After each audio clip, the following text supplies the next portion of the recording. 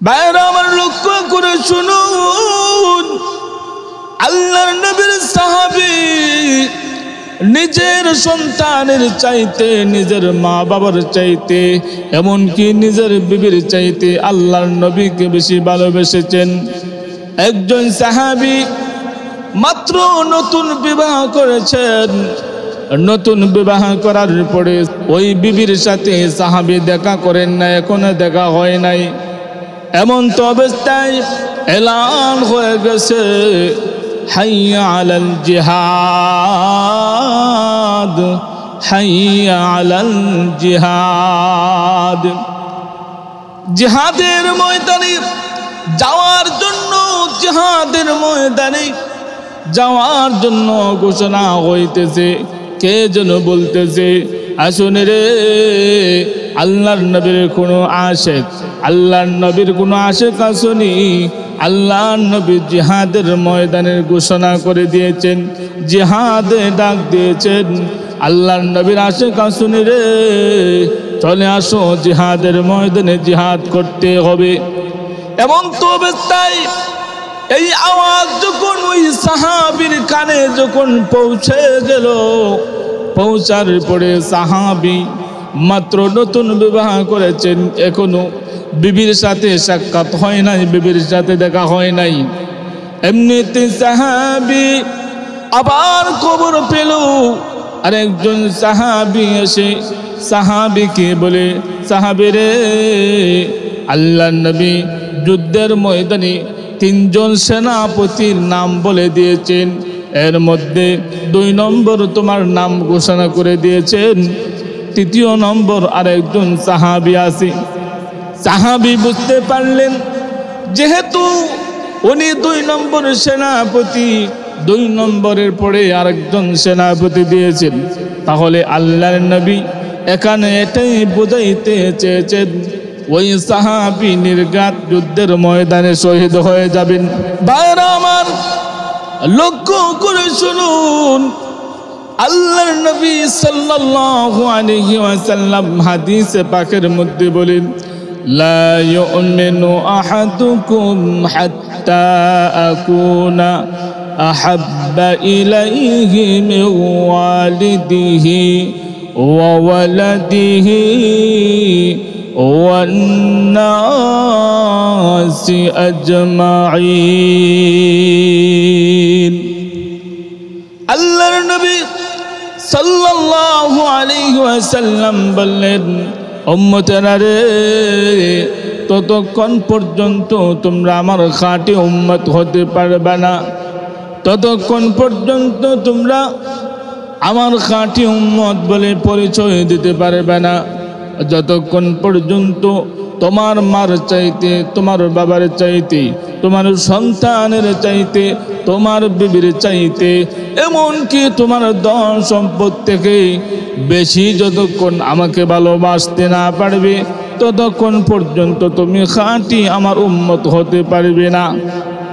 সাহাবায়ে কেরাম আল্লাহর নবীকে কত ভালোবাসতেন, আল্লাহর নবীর জন্য তাদের জীবন মরণ সবগুলো আল্লাহর নবীর জন্য নিজের দেহ বিলীন করে দিতেন। সাহাবায়ে কেরাম আল্লাহর নবীর এত আশিক ছিলেন, সাহাবায়ে কেরাম নিজের সন্তান রেখে, নিজের বিবি রেখে, নিজের জন্মভূমি সম্পদ সবগুলো রেখে জিহাদের ময়দানে চলে গিয়ে জিহাদ করতে করতে শহীদ হয়ে গেছে। তারপর আল্লাহর নবীর ভালোবাসা দেখে এক পা পিছ হয় নাই। বাইরে আমার লক্ষ্য করে শুনুন, আল্লাহর নবীর সাহাবী নিজের সন্তানের চাইতে, নিজের মা বাবার চাইতে, এমনকি নিজের বিবির চাইতে আল্লাহর নবীকে বেশি ভালোবেসেছেন। একজন সাহাবী মাত্র নতুন বিবাহ করেছেন। নতুন বিবাহ করার পরে ওই বিবির সাথে সাহাবী দেখা করেন না, এখনো দেখা হয় নাই। এমন তো অবস্থায় এলান হয়ে গেছে, হাইয়া আলাল জিহাদ, হাইয়া আলাল জিহাদ। জিহাদের ময়দানে যাওয়ার জন্য, জিহাদের ময়দানে যাওয়ার জন্য ঘোষণা হইতেছে। কে যেন বলতেছে, আসুন রে আল্লাহর নবীর কোনো আশেক, আল্লাহর নবীর কোনো আশেক আসুনি। আল্লাহর নবী জিহাদের ময়দানের ঘোষণা করে দিয়েছেন, জিহাদে ডাক দিয়েছেন। আল্লাহর নবীর আশেক আসুনি রে, চলে আসো জিহাদের ময়দানে জিহাদ করতে হবে। এবং তো অবস্থায় এই আওয়াজ যখন ওই সাহাবীর কানে যখন পৌঁছে গেল, পৌঁছার পরে সাহাবী মাত্র নতুন বিবাহ করেছেন, এখনো বিবির সাথে সাক্ষাৎ হয় নাই, বিবির সাথে দেখা হয় নাই। এমনিতে সাহাবী আবার খবর পেল, আরেকজন সাহাবী এসে সাহাবীকে বলে, সাহাবী রে, আল্লাহর নবী যুদ্ধের ময়দানে 3 জন সেনাপতির নাম বলে দিয়েছেন, এর মধ্যে 2 নম্বর তোমার নাম ঘোষণা করে দিয়েছেন, 3য় নম্বর আরেকজন সাহাবী আছে।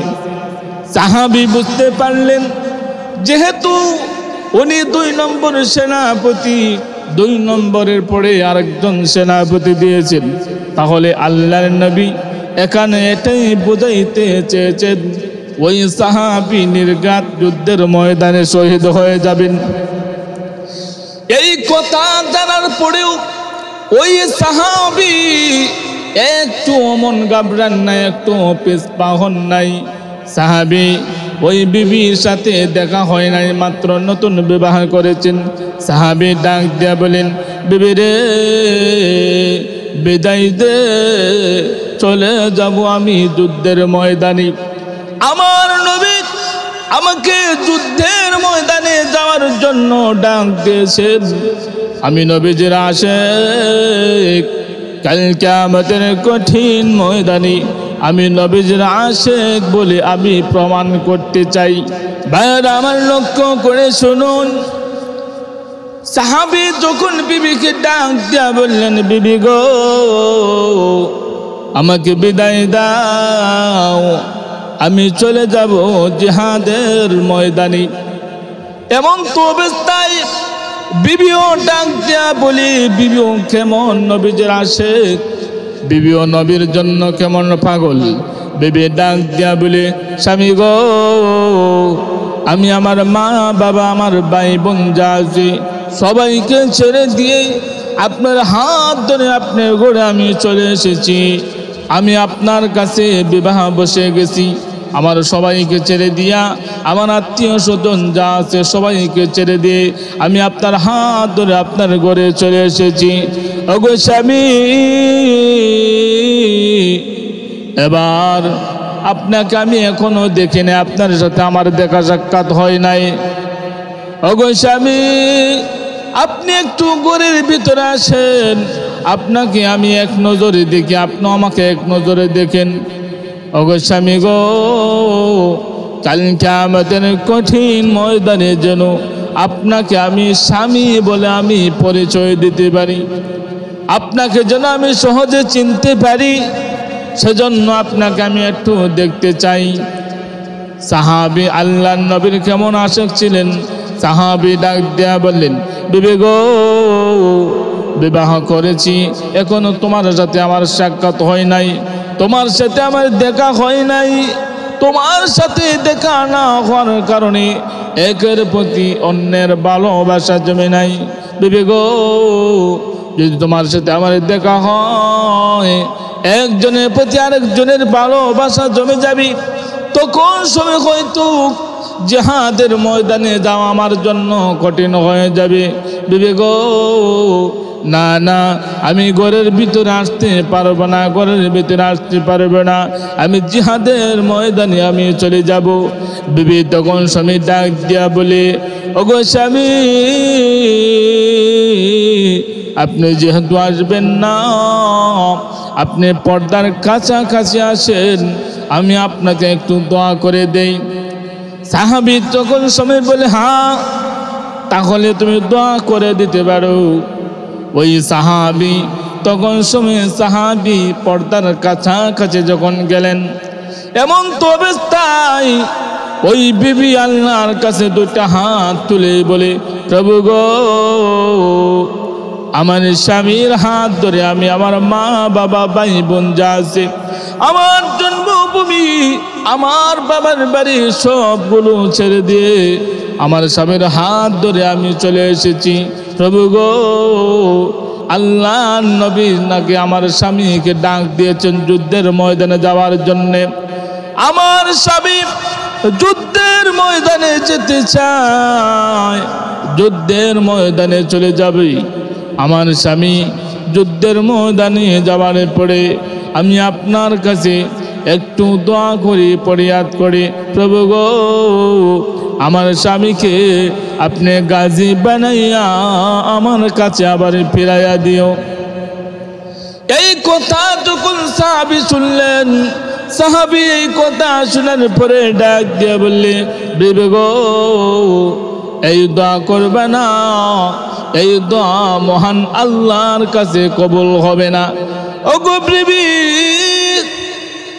আমি হলাম 2 নম্বর সেনাপতি, আমার পরে আরেকজন সেনাপতি আছেন, তাহলে এতে বোঝা যায় আমার নির্ঘাত সেখানে আমি শহীদ হয়ে যাব, কারণ আমার পরে আরেকজন সেনাপতি আছেন। বিবি গো, এই দুনিয়ার মধ্যে আর দেখা হবে না, তোমার সাথে আমার দেখা হবে জান্নাতে। ওগো বিবি, যেহেতু তুমি আমার বিবি হয়েছো, হাসরের ময়দানে, কিয়ামতের কঠিন ময়দানে আল্লাহ রব্বুল আলামিন তোমাকে আমাকে স্বামী স্ত্রী হিসাবে সেখানের মধ্যে পরিচয় করাইয়া দিয়া আল্লাহ পাক তোমাকে আমাকে জান্নাতের মধ্যে দিয়া দিবেন। সুবহানাল্লাহ। ভাইরা আমার, লক্ষ্য করে শুনুন, এই কথা বলি সাহাবী যুদ্ধের ময়দানে চলে গেলেন। এই কথা বলে সাহাবী যুদ্ধের ময়দানে যাইয়া যুদ্ধে করতে করতে শহীদ হয়ে গেছেন। আল্লাহর নবীর ভালোবাসার কারণে, আল্লাহর নবীর ভালোবাসা এত ছিল, নিজের বিবি, নতুন বিবিকে ঘরের ভিতরে রাইখা যুদ্ধের ময়দানে শহীদ হয়ে জান্নাতে চলে গিয়েছে।